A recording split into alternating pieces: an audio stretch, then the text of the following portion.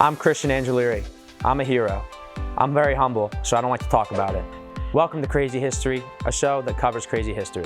This episode, we're delving into the deadly war on the great emu population in the beautiful nation of Australia.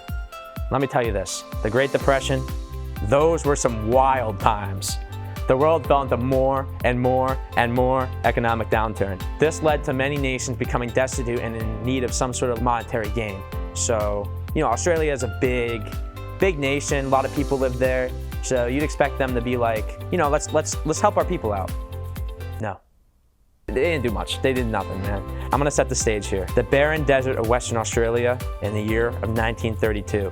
The farmers were promised like little goodies from the government if they upped their wheat production because, Australia loves bread. Everyone knows that. The leaders down under, they sort of kind of like, hit a little Richard Nixon on them and didn't do anything. So to make things worse, there was something destroying their crops.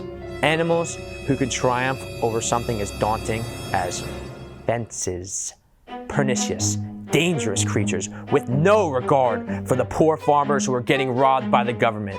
Those creatures were emus. The farmers weren't in a good mood already, considering that their families were starving and their children were dead. So, they had to go to the Minister of Defense, which was George Pierce, who is a great man with a great mustache, beautiful man, and he dealt with the issue the American way. Let's go. I love America.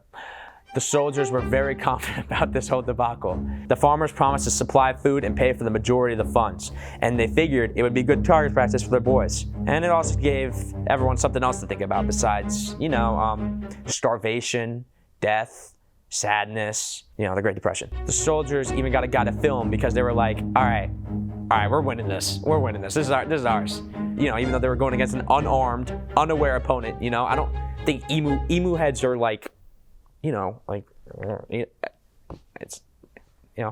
soldiers had a lot of ammunition. So you'd be surprised when at the end of the first week, out of 20,000 emus, only a few of them were killed. Like 3. If we had a military division with the bullet-carrying capacity of these birds, it would face any army in the world. They can face machine guns with the invulnerability of tanks. Major Perbs Dude, I thought everybody in Australia's name was Alex, man. Like, the champion of the UFC, Alex Volkanovski. Actually, he got knocked out. That's rough, man. Nobody knows UFC. I don't even know why I'm ranting. Anyways, this was an embarrassing look for the army down under. The militia withdrew. They failed. The army's brutal, merciless attack on the crops continued. They were mad. The farmers asked the military for help and support. And just like that, my boy Pierce reinstated his men. But this time around, the military were taking down the emus, killing 100 a week. And for the next 8 or 9 weeks, that's like 1,000 emu kills. That's crazy, right? Pierce, my boy, did a good job. I love that man, bro. And that was a victory for the Australians, right? They pulled their boys out after that hard-fought war. Let's go! But there is an issue here. Out of 20,000 emus in Western Australia, they killed 5% of them, which didn't even really make a dent. So within a year, the emus are already causing the same amount of destruction as they were. The emus were already breeding and stuff, they're back to normal. What did they do, man? They're destroying everything after 1 year. Thankfully, there is a happy ending to this story. The farmers built stronger, emu-proof fences. The Australian economy, I guess eventually recovered. They fight kangaroos and stuff now, so I guess that's how they make their money. And everyone lived happily ever after. I mean, I guess besides the emus that got slaughtered and, their heads turned into, hats and stuff, So now, a little bit about the Emu War. Not as much as me, but, a little bit.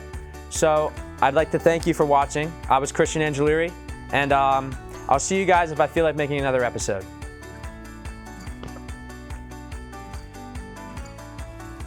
I'm Christian Nicholas Angileri III, and that was Crazy History.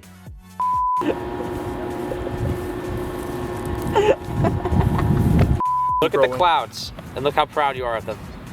You made those. That's us.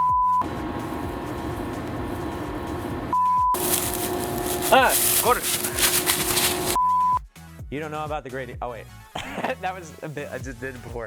The only person who knows about the Great Emu War is me. Okay? Nobody knows about it as much as me.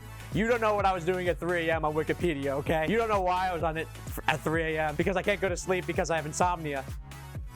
I haven't slept in 3 days. I don't know why I'm doing this. I don't know why I'm here. I'm Christian Angileri. Thank you for watching. I don't know.